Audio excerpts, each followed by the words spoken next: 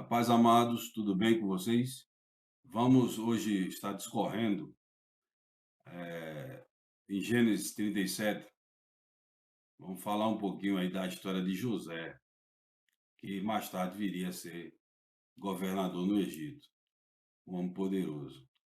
Mas o começo da história não é bem assim. O nosso tema hoje, o ódio, é fruto da inveja. Então diz assim, ó, capítulo 37, versículo 1, diz assim: Jacó ficou morando na terra de Canaã, onde o seu pai tinha vivido. Esta é a história da família de Jacó. Quando José era jovem de 17 anos, cuidava das ovelhas e das cabras, junto com seus irmãos, os filhos de Bila e de Zilpa, que eram mulheres do seu pai. E José contava ao pai as coisas erradas que os seus irmãos faziam. A gente percebe um grau de ingenuidade aqui de José, pela idade, né? De contar. Mas ele via coisa errada e ele também era leal ao pai e achava no direito de contar isso aí. Mas vejam que isso aí vai desenrolar mais para frente. Jacó já era velho quando José nasceu e por isso ele o amava mais do que a todos os seus outros filhos. Jacó mandou fazer para José uma túnica longa, de mangas compridas. Os irmãos viam que o pai amava mais a José do que a eles e por isso tinham ódio dele e eram grosseiros quando falavam com ele. Então a gente percebe aí que já tinha gerado um ódio, porque a inveja era grande, o pai tratava com diferença entre ele mais novo e os irmãos. Então isso aí gerou esse problema aí familiar. Nessa introdução aqui, o que é que a gente pode pensar aqui? O que Deus quis nos ensinar aqui com esse sentimento tão ruim que é a inveja, que as pessoas destilam tanto ódio por aí das outras. Muitas vezes isso aí acontece no nosso ambiente de trabalho, na faculdade, para aqueles que fazem, né, faculdade, e em outros ambientes. E a nossa própria casa, e quando você tem até, principalmente uma família numerosa. Então, veja só. Então, Deus quer ensinar aqui, no ambiente familiar, isso acontece, imagine fora dele. Então, isso aí é um alerta muito grande para aquelas pessoas também que, por ingenuidade, costumam falar tudo o que pensam com relação, por exemplo, à sua vida, à sua intimidade. Muitas vezes você não tem tanto conhecimento da pessoa, não tem tanta ligação com a pessoa, mas você, por ingenuidade, você fala de alguns projetos que você tem, alguns pensamentos que você tem. Às vezes, no ambiente de trabalho, isso gera, e isso acontece por pessoas invejosas, porque não consegue o cargo que almejava, mas às vezes por incapacidade a outra pessoa foi e suplantou. Mas, enfim, isso é uma coisa abominável aos olhos do Senhor. Deus não aprova isso, isso não é de Deus. Então, aqui eles são jacosos com ele, né? Eles falam aqui de um jeito de zombaria até com eles aqui, com José. Certa vez José teve um sonho e o contou aos seus irmãos. Aí é que eles ficaram com mais raiva dele, porque ele disse assim, José falou: Escutem, que eu vou contar o sonho que tive. Sonhei que estávamos no campo amarrando feixe de trigo. De repente, o meu feixe ficou de pé, e os feixes de vocês se colocaram em minha volta do meu, e se curvaram diante dele. Então, veja só, Deus estava, através de um sonho, falando e revelando a José o que mais tarde viria a acontecer com os 7 anos de fartura e 7 anos de escassez, que fica para um outro momento aí, a gente meditar nessa passagem. Então, veja só, e aí, o que é que acontece com isso aí? Ele diz assim, ó, os irmãos. Então, os irmãos perguntaram: quer dizer que você vai ser nosso rei? e que vai mandar em nós, olha só, e ficaram com mais ódio dele ainda, por causa dos seus sonhos e do jeito com que ele os contava. Então eles se sentiam diminutos na frente de José. Aí com os sonhos, isso aí aumentava porque eles se sentiam pouco amados, sentiam assim, o pai não tratava ele, não dava a mesma atenção, os mesmos olhares para eles, e fazia com José. E aí, quando ele vem nesse sonho, contar esse sonho, ele sempre está numa posição de destaque.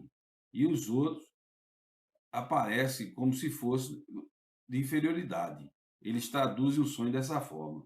Então, continuando aqui, diz assim, ó, depois José sonhou outra vez, isso aí no versículo 9, e contou também esse sonho a seus irmãos. Ele disse assim: Eu tive outro sonho, desta vez o sol, a lua e 11 estrelas se curvaram diante de mim. Bem, aí é o seguinte, o pai já estava nesse meio aí, e disse assim, ó, quando José contou esse sonho ao pai e aos irmãos, o pai o repreendeu e disse: O que quer dizer esse sonho que você teve? Porque o homem de Deus, o patriarca Jacó, ele, ele, ele achou estranho o menino jovem daquele falar com tanta propriedade, né, com tanta clareza, um sonho desse aí. Então, por acaso a sua mãe, os seus irmãos e eu vamos nos ajoelhar diante de você e encostar o rosto no chão? Olha lá. Os irmãos de José tinham inveja dele, mas o seu pai ficou pensando no caso. Jacó ficou meditando, né? Por que ele sonhou isso? Imagina lá ele pensando, né? O porquê que ele sonhou isso aí? Deus falou isso com ele. Será o que aconteceu? Mas os irmãos não. Tomados de ódio, né? A inveja já gerou esse fruto de ódio e raiva por ele, né? Então, acontece o seguinte, que José, eles vão tramar contra a vida dele, porque a inveja leva a isso, né? Então, olha só, no 12 é assim, um dia os irmãos de José levaram as ovelhas e as cabras do seu pai até os pastos que ficavam perto da cidade de Siquém. Então Jacó disse a José: Venha cá, vou mandar você até Siquém, onde os seus irmãos estão cuidando das ovelhas e das cabras. O pessoal era gente de posse, né? Então quem tinha essas coisas, esses bens, esses animais, eram pessoas que possuíam uma certa riqueza. Então veja só, estou pronto para ir, respondeu José. Era obediente. Jacó disse: Vá lá e veja os seus irmãos, e os animais vão bem e me traga notícia. Se vão bem, me traga notícia. Então, dali do vale de Hebron, Jacó mandou que José fosse até Siquém. E ele foi. Quando chegou lá, ele foi andando pelo campo. Aí um homem o viu e perguntou: O que você está procurando? Aí, estou procurando os meus irmãos, respondeu José. Eles estão por aí, em algum pasto, cuidando das ovelhas e das cabras. O Senhor sabe onde eles foram? O homem prontamente respondeu: Eles já foram embora daqui. Eu ouvi quando disseram que iam para Dotã. Aí José foi procurar os seus irmãos e os achou em Dotã. Eles viram José de longe e, antes que chegasse perto, começaram a fazer planos para matá-lo. Olha só, gente. Veja até que ponto leva a pessoa com inveja. Então, isso aí é um legado que Deus revelou para nós, deixou revelado na sua palavra. Então, o que devemos ter prudência, ter cuidado, né? Quando fala aqui que na família, isso aí, como eu falei anteriormente, você tem que ter muito cuidado, porque nos ambientes que você está inserido, pode ter pessoas invejosas que talvez não queiram matá-lo assim, no modo que está dizendo aqui, de tirar a vida da pessoa, mas pode tirar o seu emprego, pode fazer lhe prejudicar em uma prova de faculdade, a gente sabe disso, como professor, a gente sabe disso que acontece também. Então, a inveja, por quê? Porque o invejoso, geralmente, ele olha para a pessoa e sente essa inferioridade dele, né? Então, ele quer tomar a qualquer preço. A inveja ela é pior do que a cobiça. O cobiçoso, ele quer ter, quer ser igual a outra pessoa. O invejoso, não, ele quer tirar o que você tem. E quando ele não consegue tirar, ele tira de um jeito para não ter, mas ele quer tirar de você, para que você desça ao nível dele. Então, a pessoa tem que ter muito cuidado com o que fala, como fala, com quem fala e com quem. A Bíblia, ela nos dá, não é, muitos ensinamentos para a pessoa ser comedido, ser prudente, não é, ser sábio na hora de comentar, não falar tudo que você tem em mente, os seus planos, os seus projetos. Por quê? Porque as pessoas, não digo todas, mas existem algumas pessoas com esse mal. E isso aqui não é coisa de Deus. Isso aqui é coisa do inimigo. Isso é uma pessoa possuída disso aí, ela pode ir até a dar cabo de você, como está dizendo aqui. Então, a pessoa, isso aqui é uma orientação de Deus para a minha vida e para a sua vida, não é? Que a gente tenha muita prudência, muito cuidado com aquilo, como a gente deve caminhar, como a gente deve proceder, com as amizades que nós devemos ter, não é isso? Então, ele coloca isso aí no ambiente familiar, aí você tira isso do ambiente familiar e você imagina acontecendo no ambiente familiar que isso acontece também, quando o pai e a mãe, às vezes por falta de sabedoria, também acometem esses erros, de dar mais atenção a um filho do que o outro, que isso é um erro. E aí gera já na criança essa insatisfação, e isso aí vai criando como se fosse uma bola de neve, isso aí vai crescendo, crescendo, e a pessoa chega a um ponto de quando adulto ter aquela repulsa do irmão, da irmã. Então tem que ter muito cuidado. Então, continuando aqui, então ele diz assim: lá vem o sonhador, né? Versículo 20: venham, vamos matá-lo logo. Depois jogaremos o corpo num poço seco e diremos que um animal selvagem o devorou. Assim veremos que vão dar o sonho dele. Em que vai dar o sonho dele? Olha, aí eles agem de maldade e covardia, né? É muita covardia esse ódio que eles têm no coração, essa inveja. Quando Rubem ouviu isso, o irmão mais velho, quis salvá-lo dos seus irmãos e disse: não vamos matá-lo, não derrame sangue, vocês podem jogá-lo nesse poço, aqui no deserto, mas não o machuque. Veja, teve uma questão aí também do irmão tentando salvar, mas jogar dentro de um poço seco, né? Como é que a pessoa, se não chega alguém ali, ele ia morrer de todo jeito dentro de um poço. Como é que ia sair de lá? Então a morte seria uma morte muito mais dolorosa, talvez. Mas Deus tinha um projeto, tinha um plano na vida dele. Porque Deus, quando tem um plano na vida da pessoa, Deus diz: eu tenho algo para essa pessoa. Então José foi um homem abençoado por Deus. E a gente vai ver isso lá para frente, até nos escritos de Êxodo, a gente vai perceber lá o legado, né, que José fez, né, para o povo o povo israelita, mesmo depois eles se tornando escravos, né? Eles se tornaram porque eles progrediram muito na terra do Egito, e aí eles, depois, Faraó se levanta e os coloca como escravos, com medo, né? Então, veja só, eles dizem assim, né? Então Rubem disse isso porque planejava salvar dos irmãos e mandá-lo de volta ao pai.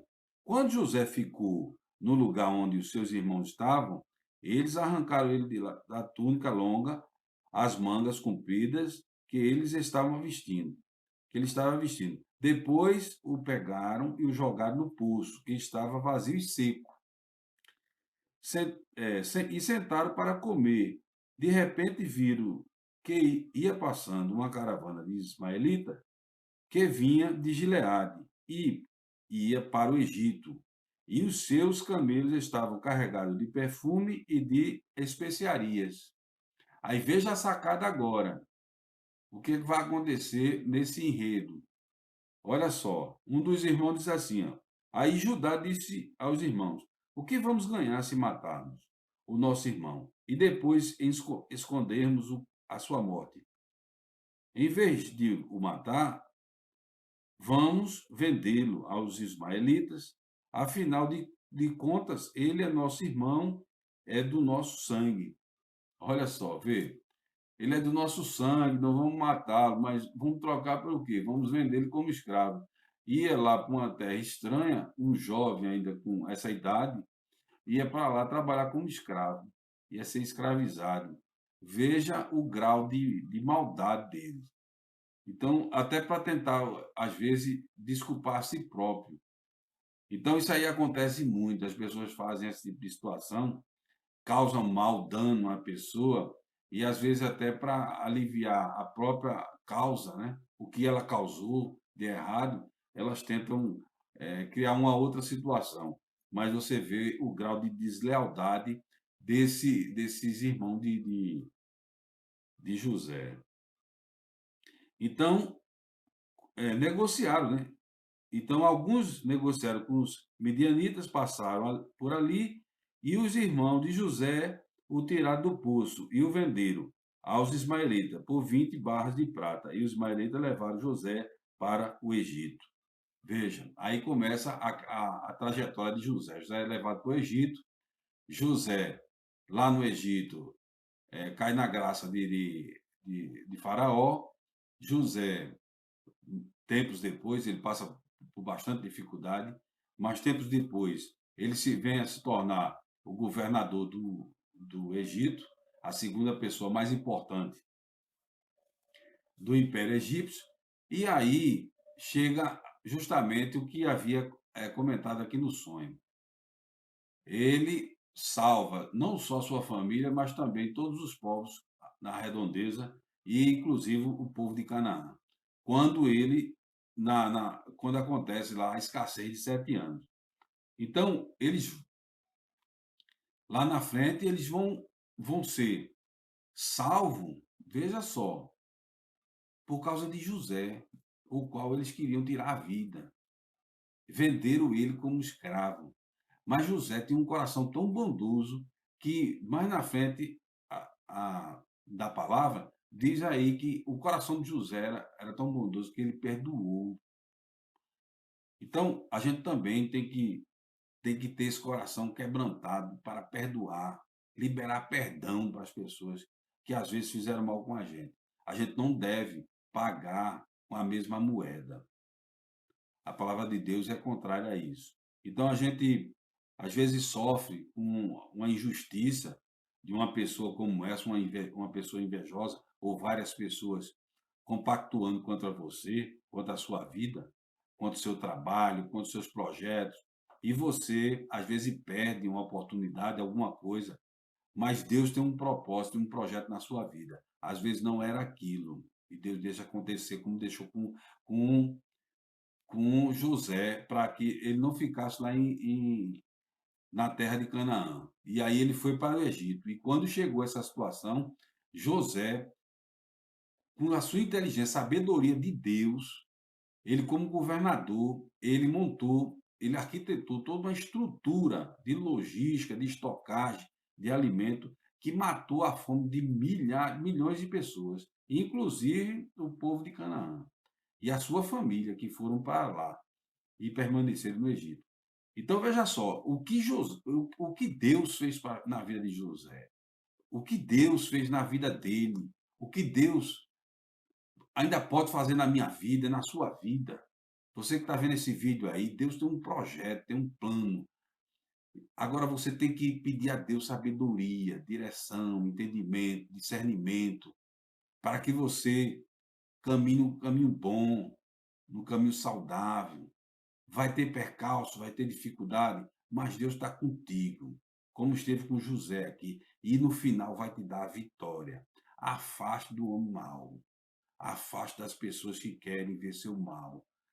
Peça sabedoria a Deus quando for fazer alguma coisa, as suas realizações, colocar em prática, e peça a direção do Senhor, porque Ele vai te orientar para que você não ande no caminho mau, nem com pessoas que querem destruir a sua vida. Então, você vê aqui no ensinamento que Deus deixa aqui, nesse legado da história de José. E José foi um homem próspero e vitorioso, para a glória de Deus. Em nome de Jesus, receba essa palavra, receba. Compartilhe essa mensagem com mais pessoas, para que pessoas possam ler, refletir, porque tem muita gente, às vezes, hoje, em prejuízo por conta disso, por falta de sabedoria. Então, a sabedoria do mundo, para viver nesse mundo, você tem que pedir a Deus, você tem que ser dependente do Senhor. E pegar esse manual, a Bíblia, e ler, e pedir orientação de Deus para que Ele, através do Espírito Santo, libere entendimento para que você compreenda isso aqui e coloque em prática no seu dia a dia, para que você seja próspero, para que você não ande nos caminhos maus, não ande com pessoas enganadoras, que vêm para matar, roubar e destruir. São pessoas, são condutores do inimigo. Então tenha cuidado. Isso aqui dá um ensinamento muito claro para a nossa vida. Tome essa palavra para você. Deus te abençoe. Vamos terminar com a oração.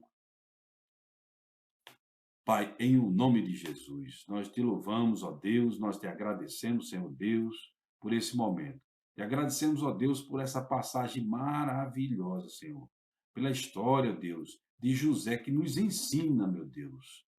Ó Deus, que coloca no nosso coração, ó Deus, a tua mensagem, ó Deus, que tem, ó Deus, trabalhado, tem feito, ó Deus, uma mudança na nossa, na nossa vida, tem transformado, Senhor.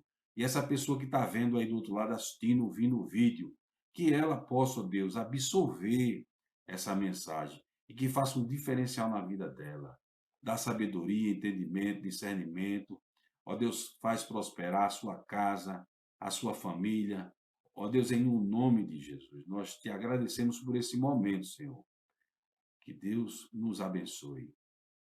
Irmãos, inscreva-se no canal, ative o sininho, dê seu like. Conte para receber aí as próximas notificações de vídeo. Que Deus te abençoe e até o próximo.